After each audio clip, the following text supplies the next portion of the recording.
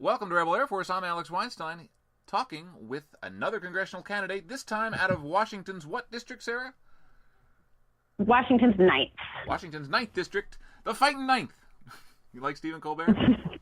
I like it. Let's do it. I'll keep it. I'll take the nickname. All right. Well, unfortunately, though, you seem like a reasonable person, so I can't humiliate you like he did with those idiots that he... Did you see the one... the guy from Georgia who said he was all about the 10 Commandments and then couldn't remember all 10 Commandments? Oh, no, I missed that one. Oh, my gosh. Oh, that sounds about right. That's the best one. Oh, he really nailed it. Westmoreland, his name was. Lynn Westmoreland, I think, is the funniest. Okay. Yeah, I remember that guy, actually. Weirdly. I don't know why. Yeah, he was the most egregious Republican douchebag. Not that I'm a party person, but... So tell me and your listeners about yourself and whatever you want. All right, perfect. So a little bit about me. I'm 29 years old. I'm running for Congress in Washington's 9th District. The 9th District encompasses Mercer Island, Bellevue, South Seattle, Renton, Kent, Federal Way, and the North Port of Tacoma, which means nothing to you if you're not from this area. But that's about where the 9th covers. And I have been politically active my whole life. When the Iraq War started, I was actually in high school, and so I actually helped participate and organize walkouts and sit-ins and things like that. So you've been a rebel for a whole decade. Oh yeah, I've been working on this. This has been pretty much my MO for a long time. I grew up in a pretty politically active family. They've always been very supportive. We're all very, very blue leaning, so we're very, and by blue I mean like deeply progressive. My dad's been harping about how we need single payer health care for decades, so this has never been a new topic for me to talk about. But I made the decision to run. I actually got contacted by the organization Brand New Congress, and they went back and forth with me for a while. And they were like, hey, we really like that you've got a ton of volunteer experience. We like your resume. Would you want district? And I said, okay, let's do this. And I never in my entire life, in 29 years on this planet, thought I would run for Congress. But when I got that phone call from them, and they were like, we think that it's time for real people to represent real people. They called you before you even announced? Yes, so they actually were instrumental. Somebody in my community, so someone in my group of people that know me, or someone in my community, someone I've worked with, I actually don't know who. I'm the only Brand New Congress candidate that doesn't know. Somebody nominated me as a potential candidate for the 9th District. Oh, wow. And so, yeah, so after I was nominated, that's when they called me. We went back and forth. They did some vetting. They researched me on the internet. I have squeaky clean internet background. And they were like, cool, let's do this. And I was like, sure, let's do it. I never thought I would ever do this in 29 years.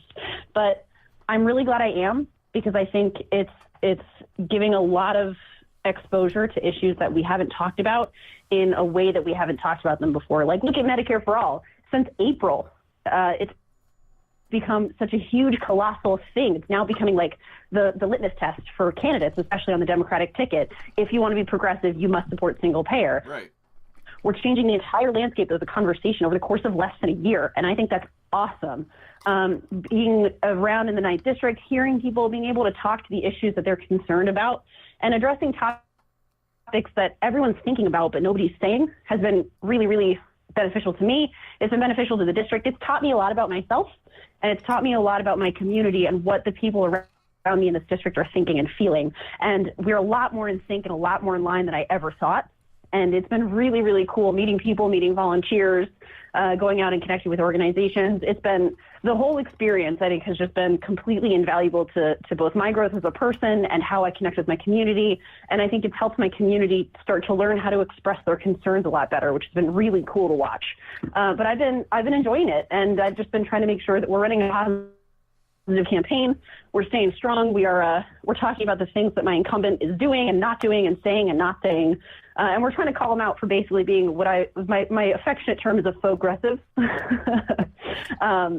He says and pretends to think progressive things, but then his voting record, his donor record, his track record isn't there to support it. So like, I'm running against, no relation. Fun story, his wife's name is Sarah, and we also both have bad hips. Okay. So Adam Smith is who I'm running against. He's very in deep with the war machine. Adam he takes Smith? a ton of money from The Economist? Yep, Adam Smith he's my incumbent. I actually had Alex Ocasio at New York 14th. She thought I was talking about the Economist the whole time when I first met her, when I kept talking about Adam Smith, and then she realized in the car on the way to the airport I met my incumbent, and it was just a really funny mix-up. Oh yeah, it was great. But so he takes a ton of money from the war industry. He is very in bed with them. After a lot of pressure from my campaign, we've gotten him to turn around and change his position on marijuana legislation. We've gotten him to turn around and change his position on the House Constitutional Resolution 81, which is to get us out of Yemen. And we've turned around, we've forced him to become stronger on net neutrality. And so we've actually been pushing him to change his positions on things, to become more progressive. But this is his MO. He's been in his seat for 22 years, and he has to be pushed. He has to be dragged into doing the things his constituents want. And I think that we've lost a lot of vision. I think that he's not the worst of the worst, but not being the worst of the worst isn't good enough anymore. And I think that these kind of half-hearted, towing the line, don't want to upset my donors positions just don't cut it anymore. Yeah, no, I agree. And one of the coolest things about my campaign is I actually don't take any corporate money. I'm all small dollar donations. I'm all people funded. So I get to do and say things that he won't do and say. And I'm not beholden to anybody but people. And that's been a really big sticking point for me, is making sure that the only voices I'm listening to are people, because corporations have a wild overrepresentation in our government. And it's causing a quality of life decrease for all of us. Right. And I think that we really need more candidates like that and more incumbents that are going to stick up for those kinds of values and stop prioritizing their donors over their people. Now, how's the election work in Washington? Are you up against him in the primary, and then is it a top two kind of thing like California, or what's going on? So we're a top two. We're the colloquialism is a jungle primary. So we basically, it doesn't matter if it's two Democrats. It's great for me, thankfully. It's top two, so it doesn't matter if it's two Democrats, a Republican and a Democrat, two independents. It doesn't matter. Okay, whoever let's plays pretend top two in the primary, go on. Sorry to interrupt you. Let's pretend the incumbent is going to be number one. Who's going to be number two? Mm-hmm. Like, who else is neck and neck with you right now? That's not the incumbent. Right now it's just me and the incumbent, so we're actually just a two-person race. Oh, sweet. Our filing week isn't until May. So we've kind of later primaries. Our primaries are until August 7th. But right now it's just me and it's just my incumbent. And there's our perennial Republican, Doug Basler, who always says he's going to run, and he's saying he's going to run, but he hasn't filed or done anything or campaigned at all. So I don't actually know if that's just talk, but right now it's just me and Adam Smith. Okay, now what if you guys split the vote? Could that Republican win? Are there enough Republican votes in your district to do that? No, we are about, I think we fly about 75% Democrat every single time. We only lose about less than 25% to the Republicans. Okay. So it's going to come down to you two, and it's going to come down to you two in the general. Very, very likely from what it's looking at right now. If the landscape doesn't change at all, and it'd have to change drastically in the next month for me to really be concerned about it, it's probably going to wind up being me and Adam in the general, which is very intimidating. Now, given that, well, first of all, you're going to get in those debates, some kind of debate, right? Please say so. Yes, I want to, actually. We had I know you want to, but the table. question is he going to allow that to happen? I will give him credit where credit is due. He hasn't been ignoring me, and if I reach out to him or if I make a statement to him or if I actually directly engage with him, he will directly engage with me back, which is I have to give credit where it's due, so I do appreciate that. We had a roundtable with the Washington State Bernie-crats, actually. It's on YouTube. Sarah Smith, Adam Smith, Bernie-crats Roundtable is, I think, the title of it. But he and I went back and forth, and I was actually really disappointed in a lot of his answers, and I thought he was really weak, and I thought he lacked a lot of the knowledge he should have to talk about these major talking points, like infrastructure was the biggest one. And he said, oh, yeah, we should put, millions of dollars into infrastructure. And I said, actually, the number is $4.6 trillion, and we need more than a couple million. And that's just to get up to speed per the American Society of Civil Engineers. And then when they talked about how to raise these funds, I came up and talked about Robin Hood taxes. I came up and talked about closing corporate loopholes, taxing on unearned wealth. And he just said, oh, yeah, raise taxes. And it just was really kind of underwhelming. And I was kind of disappointed in his answer. So I'm hoping that I can get him into another debate with me, if not before the primary, then before the general. And that way we can actually go back and forth. And we can actually have a real debate rather than just each of us talking to the same group of people. That's so interesting because you get two chances at the apple, two bites at it. Because the first time you get to see how far back you are. I assume you're not going to win the first time. I never know. But let's say you lose by 50%, then you know you got to really work hard. Or if you lose by 10%, then you know you're almost there. Exactly. And I mean, I look at this as I keep telling everyone the same thing. This is a marathon. This is not a sprint. 2018 is not the defining movement. It's not the peak, the end, or the denouement for the progressive movement. This is a marathon. We have to make sure that we just keep going. We just keep at it. We don't give up. We don't let ourselves get dragged backwards. We don't let ourselves lose sight of what the bigger picture is. The bigger picture is bringing progressive values to Congress. And we've talked a lot on my campaign about win conditions, right? That's the term everyone uses. And I think that one of the things I've had to learn as a person on this campaign is how to redefine what victory is for me. Well, hold on, wait a minute. That sounds like bad advice. No offense. Victory to me in my head is always winning. But if we can drag my incumbent far to the left and hold him accountable, but that's only as good as a campaign promise. As soon as it comes to a vote, and it's not even the important votes. It's all these little things that they do that we don't even know about. Yes. Exactly. But if I can get him to commit to progressive values and then he fails to deliver, it gives me a way to go after him again in 2020. And okay, it makes so it you're stronger. already ready for your rematch if you lose. That's excellent news. Yeah. Yeah, awesome. I always plan. I'm a serial plan ahead person. I'm always planning ahead and looking towards the worst possible, worst case scenario. And I try to make sure I'm planning for it. So in my head, I'm already planning for a run in 2020. And so if I can pull him to the left and he won't commit, or if I can pull him to the left and he won't deliver, then I can go after him and hammer him for being a false progressive in 2018. So I'm trying to take that angle on it, if that makes sense. Now, is there anything going on in Washington between now and the election? I don't even know. Do they have any more sessions? Not really. I think we have one more session statewide. I think we have a state legislative session. And then I think we have one more federal congressional session between now and our primary, because we're not till August. We're pretty late, actually. Oh, good. So that way, when he goes back to Washington to do something, you should be watching every single thing he does while he's there and hitting them on everything. You know what I mean? Be like, why did you vote like this on this committee? Why did you do that? Oh, yes. I've been I've made it very clear to him that I'm watching what he's doing, and I've made it very clear to him watching what he's doing. And so he actually has a town hall on Wednesday night I'm going to be at with some of my volunteers down in Federal Way around 6 o'clock at night. Yes. All right. Oh, yeah. So I'm hoping to get on the microphone and ask him some questions about his voting record if I can. If not, I'm going to make sure that I take as many notes as I possibly can, get as much information as possible, and then you should be on Facebook Live the minute you walk in the door. Be like, hello, I'm Sarah Smith, and I'm running against this piece of shit. Oh, yeah. I'm going to have people. I might wear a shirt. I might get a bunch of people to show up in shirts. It'll be fun. Awesome. Okay. I never shy away from a challenge. So I'm not afraid of confrontation. So you might take this seat over. It's very, very possible. Our election is very winnable. His seat is a lot more vulnerable than he thinks. And one of the big ways we've been able to gauge that, actually, we've been doing a lot of canvassing events. So we've had people out there knocking doors, talking to people, and everyone we've talked to who knows about him is ready for him to move on. And they've been excited to see a fresh face. A lot of them, I've been told by a few legislative districts that it's really good that he has a real challenger this time, because it's the first time in his entire tenure that he's actually had a real challenger come to the plate. He's weak too. Not only has he been there forever and people hate him, but he's not used to actually fighting him. Yep, he's not. He had one coffee event, I think, on Mercer Island, which is one of the wealthiest areas in the entire state of Washington.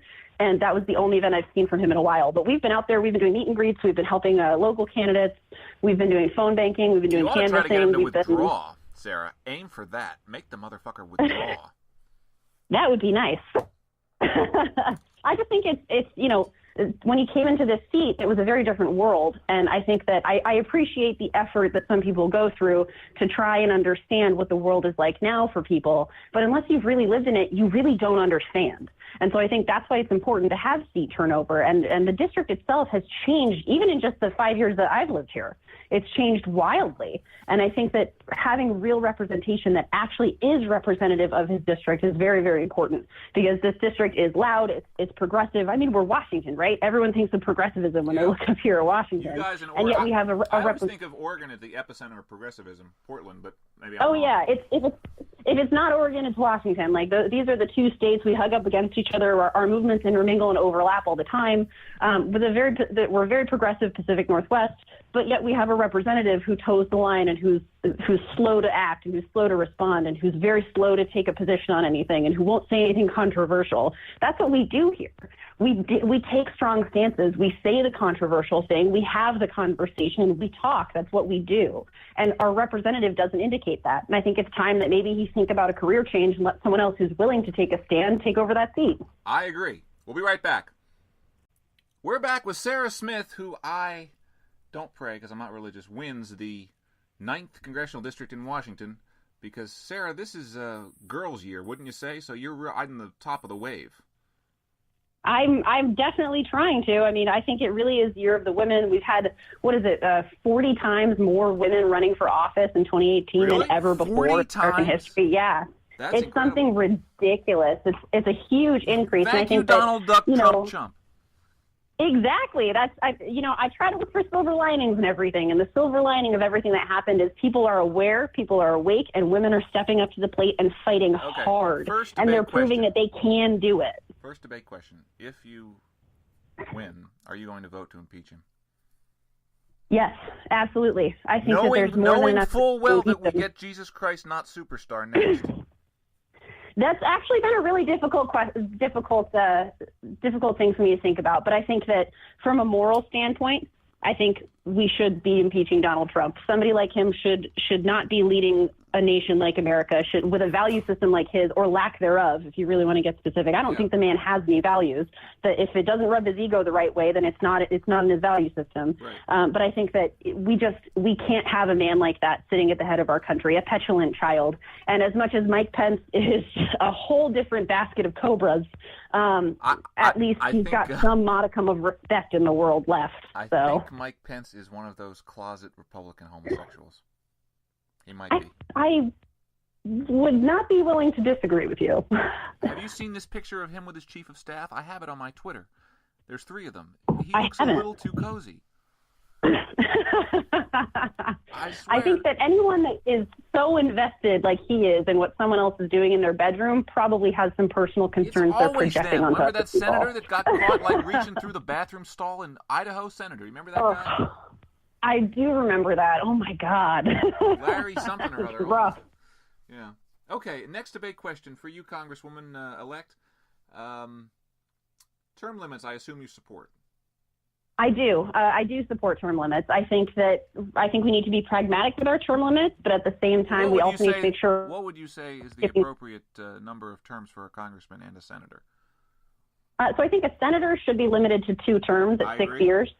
I think that a representative should be capped out at 10 years. So I actually am going to hold myself personally to a limit, but even if one is not enforced, I'm not in this for a career. I'm not a career politician. Well, I don't want to be a career politician. Or moving out. I think that's fair. If you want to go for senator or president next, that's fine. But if you've been there for, I think it's 8 years, but 10, whatever.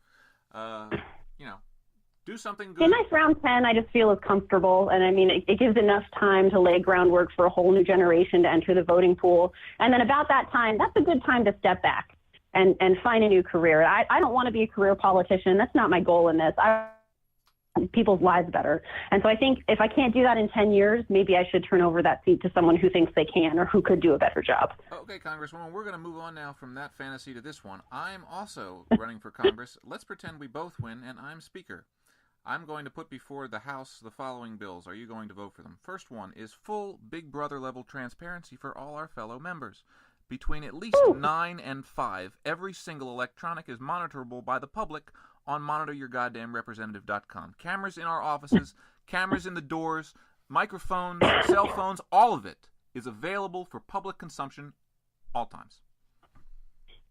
I believe if it's something that can be pulled by a request, a freedom of information request, I think that it's something that should just be public from the beginning of the day. Right, I agree. And I think if all of our emails should be transparent, all of our cell phones should be transparent. The fact is, taxpayers are paying our salaries. Right. They're paying for us to have these meetings. They're paying for us to govern the country. They deserve to see and hear and read what we're doing and what's going on. So I would absolutely on transparency. I'm all about that. Let's do this. Well, thank you, Congresswoman. At least I'm glad you got your vote on that one. I like to do a Frank Underwood impression, if you don't mind. Do you watch House of Cards? Oh, please. I love House of Cards. He is so evil, but in a fantastically fun way. I know. Okay, my next bill is a word limit on all new laws. No new law may be longer than the number of words in the current Constitution, which is, I believe, 4,300. So no new law can have more than 4,300 total words. How does that sound? I love that idea. I actually also love the idea of an abbreviated bullet page so that people can just get the main highlights of the law. And if they want to go read the meat and potatoes of it, they can. Right. But I think that we should try and make our laws as accessible to the public as possible. Right. We shouldn't try and box them out using language and legal terms and jargon. We should be able to give them what I like to call a TLDR version, a too long didn't read version. And that should be something that's a no-brainer. Yeah, Cliff Notes it. We have Spark Notes online. Yeah. Kids use it all the time for English class. Why not for our own government? Well, journalists could do that if they were interested. But my concern is that these healthcare laws and the banking law, I saw a picture of Rand Paul, who I usually don't like, but he was right about this. This was like, 6 feet high of this new law, and that's ridiculous. The Constitution has been running the country for almost 250 years, and it's only 4,300 words for the whole country for the whole time. So why should any law about the new, whatever, be more than that? And the other problem is these laws, after a certain point, they just get so convoluted that any kind of efficacy is just gone. Any kind of accessibility or any understanding, it just disappears and it gets buried in these words. And it opens up so much more bureaucracy and red tape, and it makes it so much harder than it needs to be that it's just unnecessary. Okay, excellent. Okay, so you're going to vote for that one. We got two. Okay, what's your first bill, Madam Congresswoman? Ooh, my first bill. I want to propose a bill that would provide student debt alleviation and implement a Robin Hood tax to move us towards debt-free college education. Robin Hood tax. Let's talk about that. Do you know the name Senator Huey P. Long? Does that ring a bell? Yes, it does, actually. How much do you know? I don't know why. I don't think I know a whole lot. Okay. But well, I know that name from somewhere. Okay, well, Bernie Sanders got his whole shtick from this guy. He was governor of Louisiana during the Depression, and he turned up the taxes on John D. Rockefeller's Standard Oil, who basically ran Louisiana, until he had enough money to give all these... Imagine, Louisiana is still the poorest state practically in the country. Imagine during the Depression how bad it was. Okay? So he turned up the taxes to historically high levels on these companies and built thousands of miles of roads and bridges and improved LSU and hospitals and school books. I mean, there's a Ken Burns documentary about him. It's on YouTube and it's free. All these poor people are like, we love Huey Long. All of them. Every single poor person in the state of Louisiana from the 30s that remembers him loved this guy. So he's somebody that I look up to as showing the way, and he just wanted to have a share the wealth program whereby people that had so much money that, as he said, they had enough for themselves and their children and their children's children, and after that it's just greed. So turn up the taxes on those kind of people. Bill Gates and the Waltons and the Koch brothers and the Soros, all of them. Turn them up. Taxes. Please, yes. They have more money than they're ever going to lifetimes or some ridiculous amount. I think that might be Jeff Bezos. It's unbelievably morally corrupt to me that if you have so much money that you could stop world hunger 10 times over, you're not using your money to do that. Even Bill Gates, sorry to interrupt you because you're so great at this, but Bill Gates Bill Gates has enough money right now to solve the homelessness problem in the United States in 1 month. In 1 month, every single homeless person could have a tiny house. Yep. Now, why doesn't... And he doesn't. Why don't they do that? I don't understand. Like, what's the story? I don't get it. I don't either. I think that, I understand, like, he's doing a lot of good, too, by helping eradicate, childhood disease in Africa and in poor third world countries. I understand that as well. I think he's doing good work there. But I think if you really want to do some more good work, you could maybe utilize some of your astronomical wealth that most people in their lifetimes, in several thousand generations of families, will never achieve. You should be putting that into efforts towards alleviating homelessness, towards solving our homelessness crisis, towards alleviating student debt.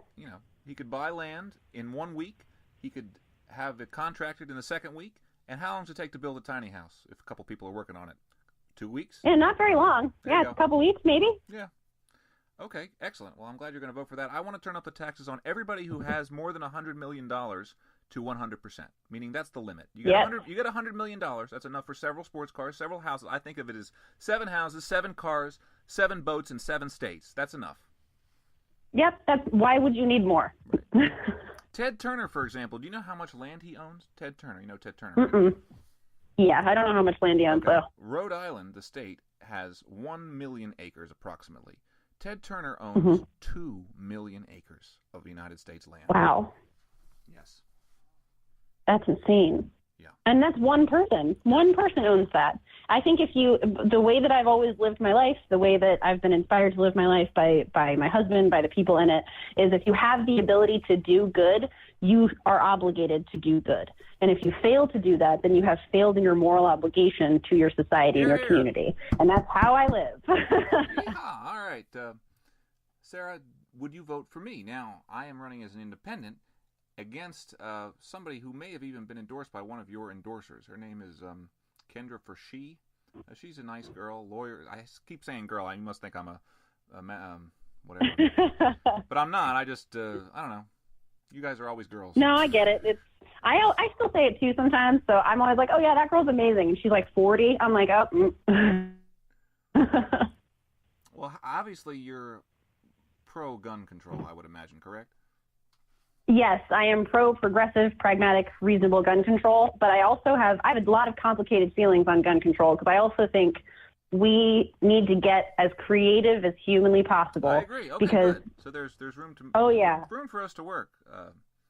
So much room, and we're not utilizing it. And this is one of my major criticisms of the Democratic Party is they have a list of gun control measures they want to implement, all of which I support, all of which I'm behind. The Republicans keep blocking it based on the Second Amendment, and then you have the NRA that's very effective at controlling the conversation around the Second Amendment. And everyone talks about the right to bear arms, but we keep hammering away at this unchiselable wall because until we flip the Senate and House blue, we're never going to see any kind of change on this. And until we flip it true blue with people that not like Joe Manchin, who are actually going to vote for things like gun control. For sure. Have you talked to our Senate candidate, by the way? She's really nice, but I've never actually talked to her.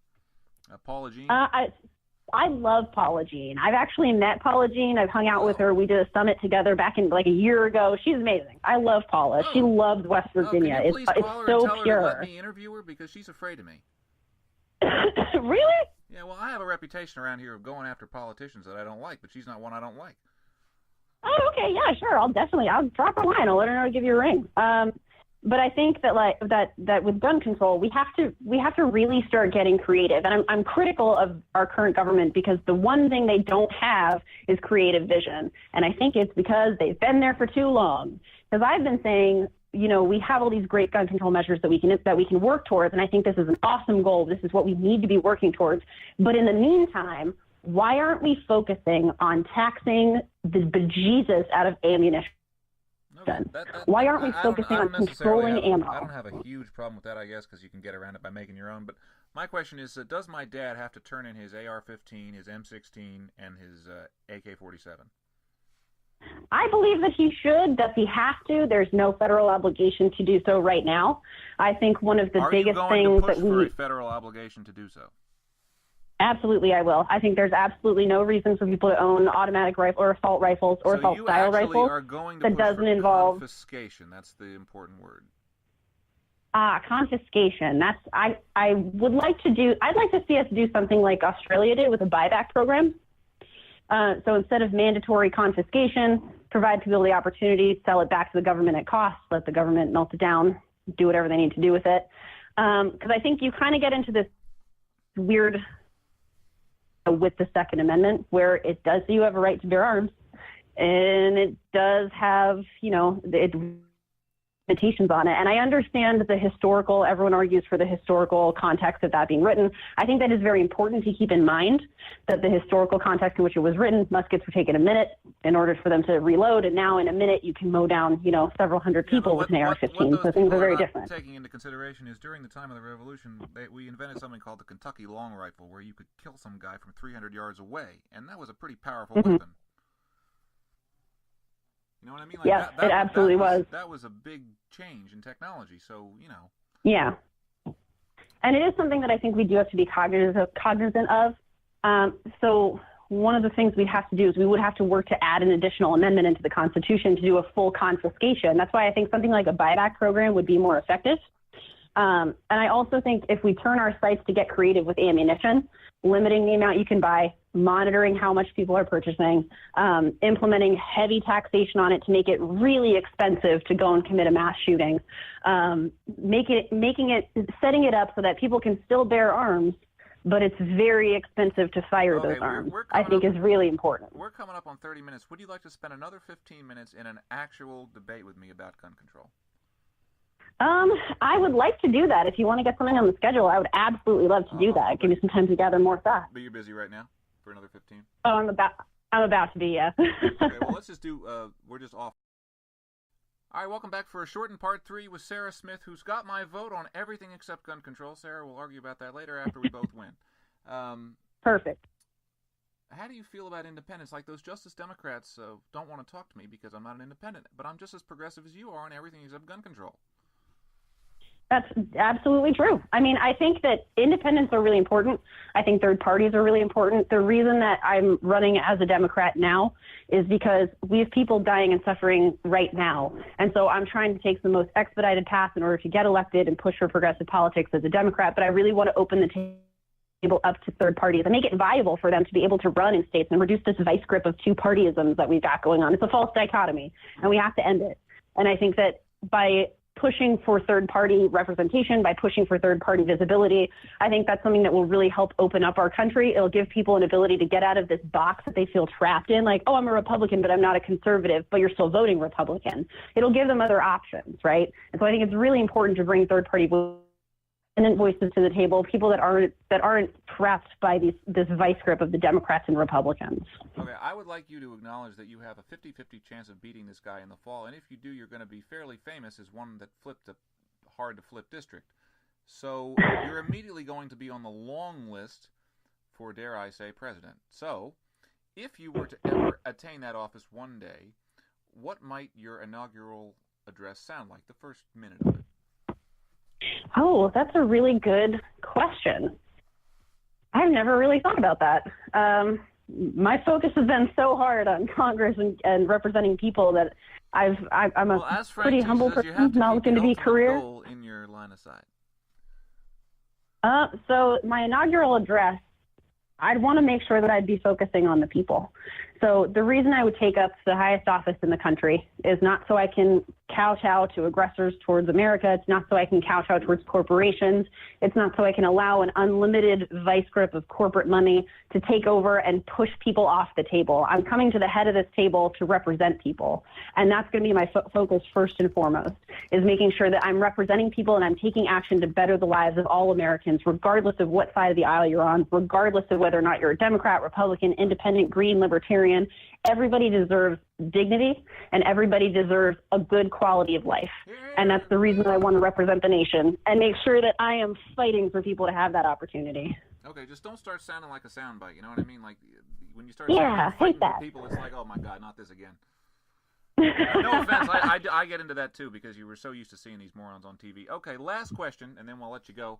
Obviously, you're pro-cannabis in every way, and you don't mind it being sold at 7-Eleven and Sheetz and whatever else, gas stations, etc. you guys got up there, right? Pardon, I apologize. I didn't quite catch that. I mean, you're for national marijuana, cannabis recreational legalization. Yes. Right? Absolutely. Yes. Legalize weed. It is less harmful for you than alcohol. It is less dangerous for you than alcohol. It is one of the primary ways that we could help alleviate a lot of this opiate crisis in a lot of these areas that don't have access to marijuana. Legalize weed. It is so important. It's going to help with incarceration rates. The snowball of what would happen if we federally legalized marijuana is just, it's so big and it's so positive and so good. It's time. There's no reason to keep it illegal. Do you yourself smoke? I do, yes. I do actually smoke. I live in a legal state. Washington is legal recreational marijuana, and I do smoke. Okay, I live in an illegal state, and all the cops around here know that I'm about to do this, or know that I usually do this. Hold on.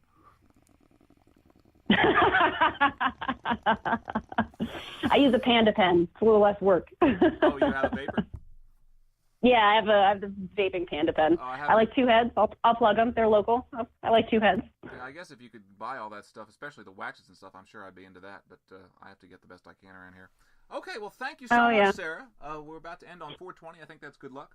Anything else you want to say to people who are listening about I don't think you should ask for money even from people who are small donors. I think you should ask for shares at $1 a share. But that's just me. So go ahead. The floor is yours for however long you want. To me, it's so much more important to reach people and reach voters. Dollars are great, but dollars don't vote at the end of the day. I think every share that we can get, all the attention we can get towards our campaign, everybody knows somebody. If you know someone in Washington, direct them towards our campaign website, votesarahsmith.com. We're always looking for people to help phone bank and canvass. We're always looking for, you can phone bank from anywhere in the country from the comfort of your own home in pajamas. So if you want to sign up for a shift, please feel free to sign up, help us phone bank, share our page, share our website, share this interview. Anything we can do to shed light on our campaign and reach more people, I think is really going to help us a lot. Awesome. Okay, well, I'm going to end this, and then can we just talk for about 20 seconds after? Sure, please. Fantastic. You've been listening to Rebel Air Force. I've been talking to Sarah Smith, and you are by far the most capable candidate. You're about, I don't know, the 12th or 13th candidate for either governor, Congress, or the Senate that I've talked to so far. And I have the most, I would bet the most on you. So. Thank you. I appreciate that. You're welcome.